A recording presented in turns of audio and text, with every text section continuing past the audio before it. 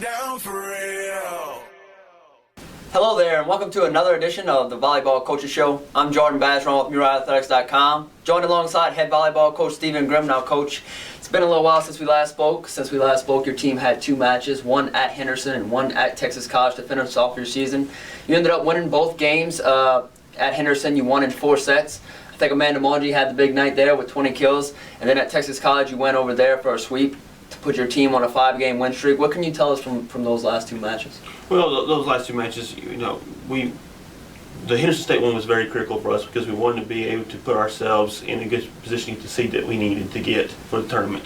It was a two-part. We had to do our part, and then OBU had to do their part, or Harding had to do their part to determine the seeding for us. So it was good that we did our part and got the win there, and he helped prepare us for the next round.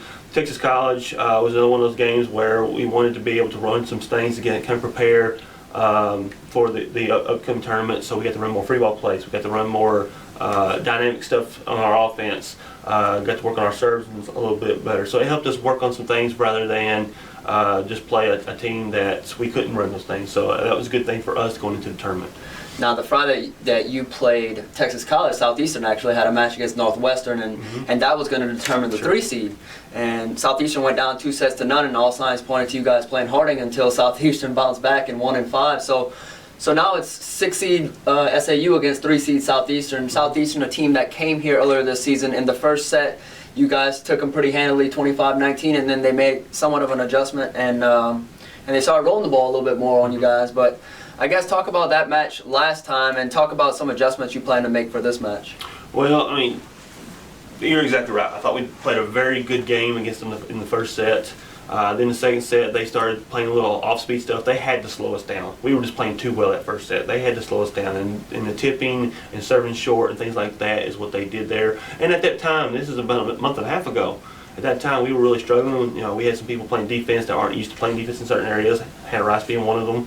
That I think we struggled with that, and they took advantage of that. Now that we are used to that, and teams have done some tipping things and some rolling shot things and some serving short things on us, now I think we're a little bit more prepared for it going into this game. Plus, we watched film yesterday, and the girls just were like, oh, every time they saw the row shot, So I think mentally we are prepared for that.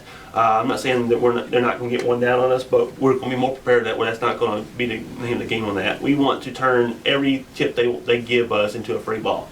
And that's how we want to do that. We want to make them pay for doing that because they, like I said, if we're going on all cylinders, they have to do something to slow us down, and that's what they had to do.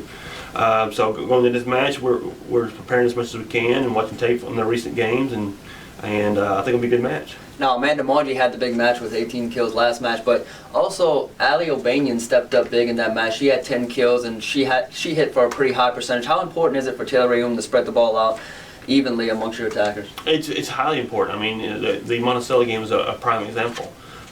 She did a little bit in the Henderson State game, but we were having some hitters that were struggling at some times, so she didn't distribute as much as she did in the Monticello game, but she's doing a really good job of mixing the sets up as much as she can. The passing has been there to where she's been able to do it, and that's what we need to do against Southeastern. So to attack Southeastern, we have to open up their defense on them. If they hit set on Monge, we're going to be in trouble. If they sit on Haley, we're going to be in trouble. If they sit on our middles, they're going to be in trouble. We have to spread the ball around to where we get those holes, where we get those wide open swings. Because our hitters are so good that when we get wide open swings, we're going to get good results. Now, Southeastern had 10 blocks against you the first go round. You guys had 9.5, nearly matched edge for edge with blocking. So do you think it'll again be a highly defensive match with blocks? I think so. I don't think the blocks will be as high as it was in that match because both teams' offenses are clicking a little bit better than we were that first time around. It was a month and a half ago. Also, I think, going to your previous question, Taylor's distributing the ball more, which is not going to be so easy. When you know where the ball is going to be, it's easier to block those balls. Now, when you don't know, it's not quite as easy. And the same thing on their side. They were using some certain plays at certain times, and we were doing the same thing to them. All right, guys, you heard it here first from head volleyball coach Steven Gream. The Lady Marauders take off for Hot Springs, Arkansas tomorrow. There's a banquet tomorrow night to determine who will be the GAC Player of the Year. Hopefully, Monge will come home with it. But they'll also determine the first team and second team performers. And then they play Thursday at noon against the third-seeded Southeastern Savage Storm. Be sure to check newriderathletics.com for all your previews, recaps, and updates. Thanks for joining us, and thanks again, Coach. Thank you.